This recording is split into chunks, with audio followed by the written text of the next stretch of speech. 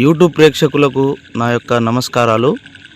ఈరోజు నేను మీకు మరుగుమందులో అతి ముఖ్యమైన చెట్టుని మీకు పరిచయం చేయబోతున్నాను.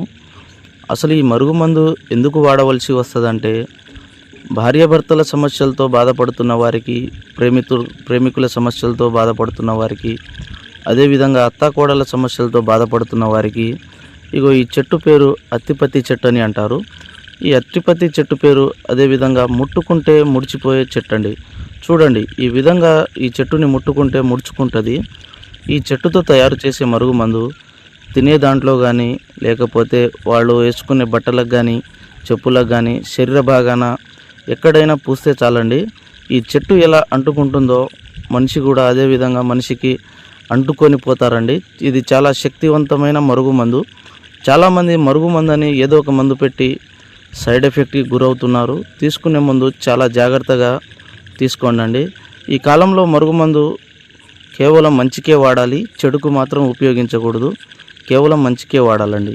ఈ మరుగుమందు పెట్టడానికి అవకాశం లేని ఎడల దూరం ఉన్న వ్యక్తిని కేవలం 7 రోజుల్లో ఫోటో వశీకరణం చేసి, అఘోర వశీకరణం ద్వారా వాళ్ళు ఎంతటి మొండివారినైనా మన వైపు వశపరుచుకోవచ్చు. ఈ మందు తీసుకునే ముందు చాలా జాగ్రత్తగా తీసుకోండి. సర్వే జన సుఖినో భవంతు.